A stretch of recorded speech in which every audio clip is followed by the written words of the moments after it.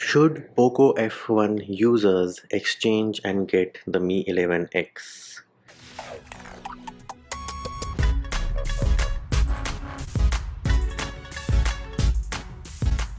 Hey peeps, what's up? Munchie here, back with another video.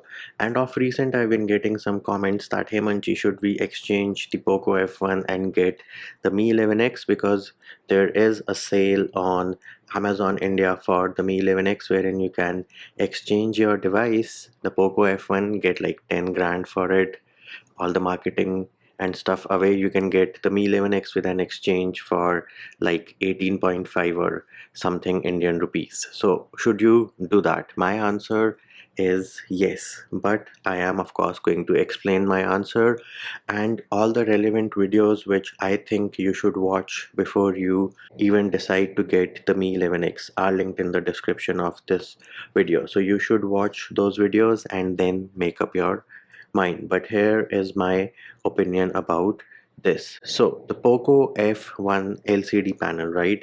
With the Poco F3 or the Mi 11X, let us call it Mi 11X for the rest of the video. For the Mi 11X, you are going to get an AMOLED panel, supposedly a Samsung E4 AMOLED panel with 120 Hertz refresh rate, but there are what I call a display lottery situation over here. Why? Because the display is known to have a greenish tint at low brightness and specifically in grays. So some people ended up returning their devices because of this issue. So do keep that thing in mind, that the display is a lottery and you might have the issue wherein you see some green tint in gray backgrounds at brightness below 25 or say below 30%.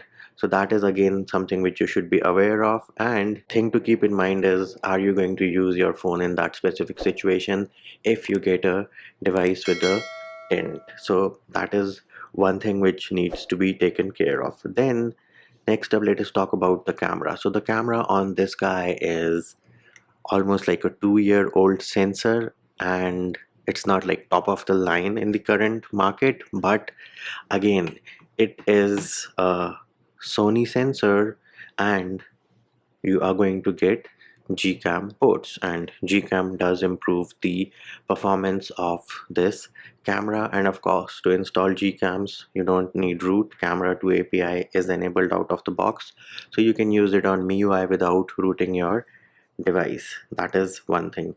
Then as for the looks, I mean, no doubt this device does look great.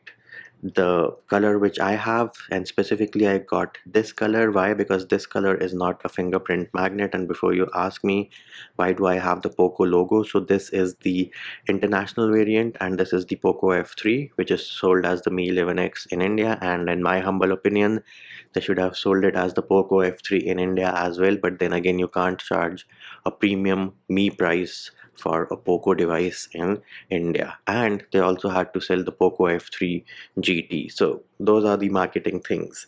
Next up, the other issue is with the proximity sensor. Now the issue is that it is not using a physical proximity sensor. They are using some other technology which uses sound waves or whatever, but in short it is a virtual proximity sensor, so you won't see a light blinking on top. And again, it is the only workaround if you face the proximity sensor issue is to like flip your phone like this when you're taking a call. Just flip it and it's going to work fine. So the virtual proximity sensor is not like perfect, but most new Xiaomi phones, I think including the Redmi Note 10 series, have this virtual proximity sensor. So you know, if you're gonna upgrade to some other device of Xiaomi, you might face the same issue of the proximity sensor because it is what it is. And next thing we can talk about is why we love the Poco F1 and why it is known as Ashwatthama. So whosoever gave this name, hats off to you. Because of the custom ROM support. That's it. This is a custom ROM channel. What else do you expect over here? Custom ROM, custom ROM, custom ROM, root, modules, all those things. Poco F1, great, awesome device for custom ROMs. We have Android 12 running like a boss. I mean, running like a boss on this guy. This guy is like what, 3 years old now? Still going pretty great, pretty dope.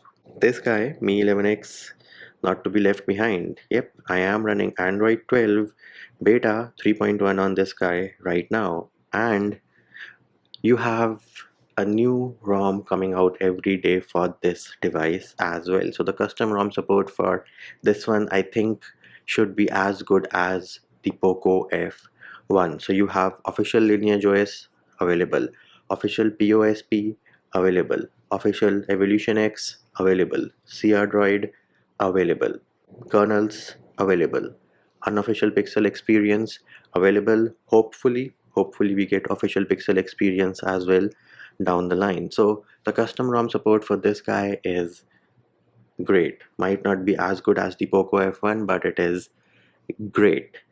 And which brings us to the question which a lot of people will ask: what do you think about the Poco F3 GT? My personal blunt opinion, Poco F3 GT might be a good device, but for custom ROMs, I don't trust MediaTek right now. Right now, I don't think MediaTek will get as good custom ROM and GCAM support as these two devices right here. Plus the Poco F3 GT I think has a OmniVision sensor on the camera. So my opinion, Poco F3 GT is a device which is launched to fool the masses.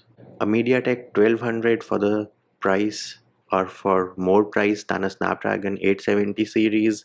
Hell no, I ain't buying it. Feel free to buy it, feel free to get butt hurt that Munchie called out MediaTek Dimensity 1200 and your Poco F3 GT.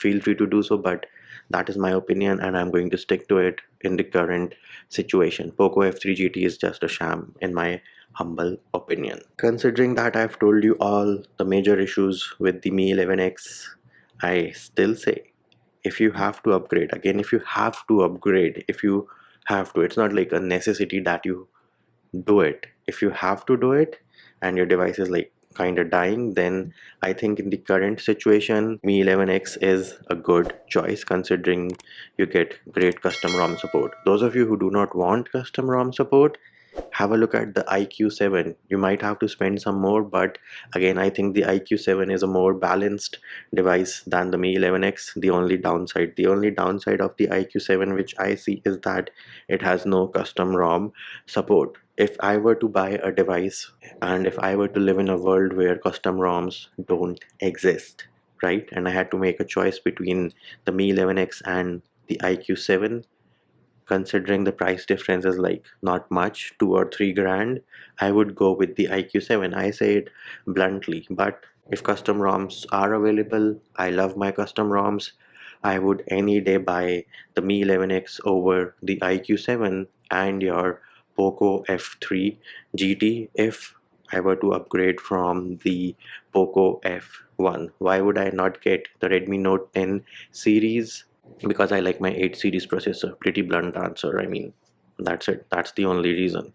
If you do not want 8 series processor, then Redmi Note 10 series is also a good choice. And another thing before I end the video, the other day I got a comment like, hey Manchi, you are recommending the Mi 11X because you have the Mi 11X and you want people to buy the Mi 11X so that they watch your channel more.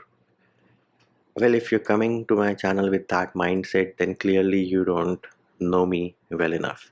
I am not here to sell you anything. I am just here spitting out facts, telling you the truth, which some people don't like. But again, I give you the features, the drawbacks, the issues, the positives, the negatives of a device.